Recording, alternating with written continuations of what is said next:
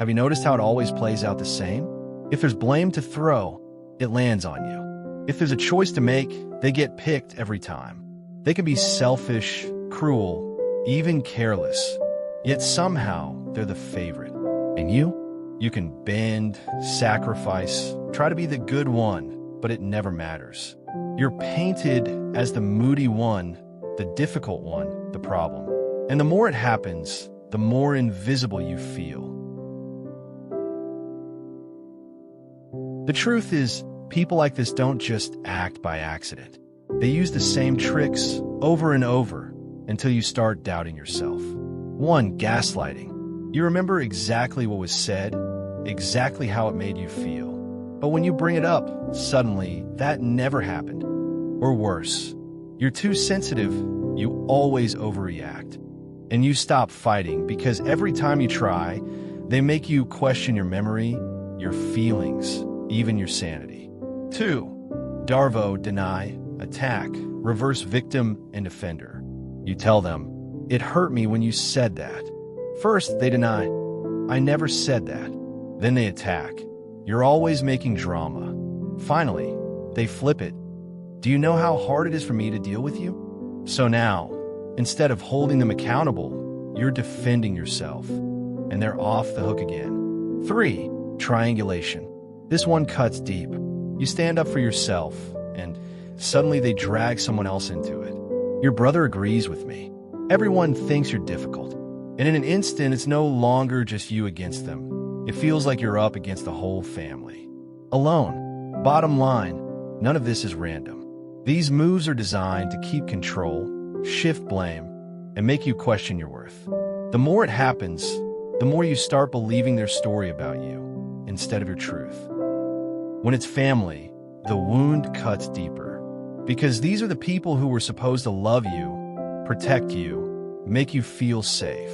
Instead, they create a home where love feels conditional, where you're the scapegoat, always blamed, or invisible, never good enough. Growing up in that environment leaves scars, constant anxiety, people-pleasing, low self-worth. Even as an adult, you could be sitting at a family dinner and suddenly feel like a little child again, desperate for approval, terrified of rejection. So the question is, what do you actually do when you can't just cut ties?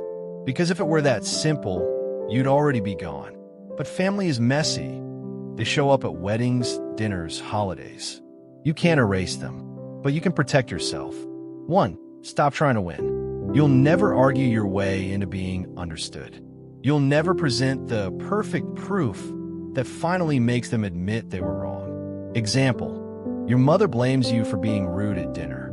You try to explain calmly, but she twists every word. The more you fight, the more fuel you give her.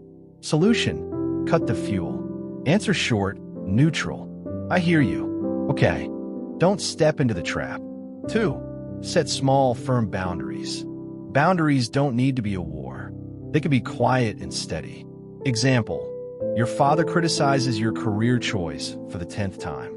Instead of defending yourself, you reply, I'm not discussing this right now. Then step out of the room. The point isn't to convince him. It's to protect your peace. 3. Use the gray rock. They want your reactions. Your frustration is their entertainment. So you give them nothing. Example, your sibling baits you. Why can't you be more like me? Everyone knows you're the difficult one. Instead of snapping back, you shrug. Neutral, boring. No drama. Soon, they get bored. The game isn't fun anymore. 4. Protect your reality. Gaslighting works because it scrambles your memory. Solution, keep your own record. Write things down after conflicts.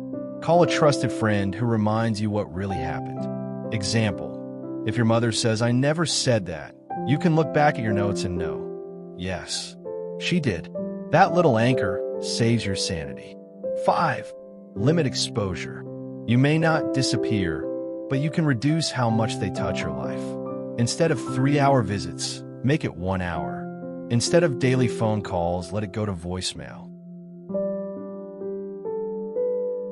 Boundaries are only half the battle. The other half is inside you.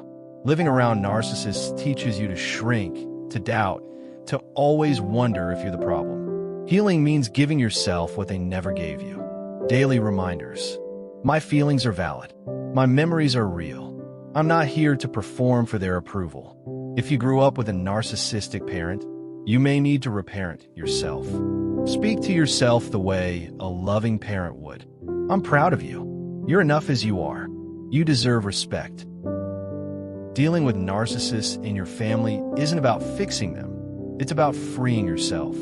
It's about seeing their moves clearly, refusing to play the role they hand you, and building a life where your peace isn't controlled by their moods. You can't always avoid them, but you can avoid being destroyed by them. Remember this: you don't have to fight every battle. You don't have to prove your worth. Your job is not to heal their emptiness. Your job is to protect your own soul. If this resonated with you, I invite you to join our community, a space for healing, self-help, and learning how to take your power back. Subscribe for more videos on healing, boundaries, and inner peace.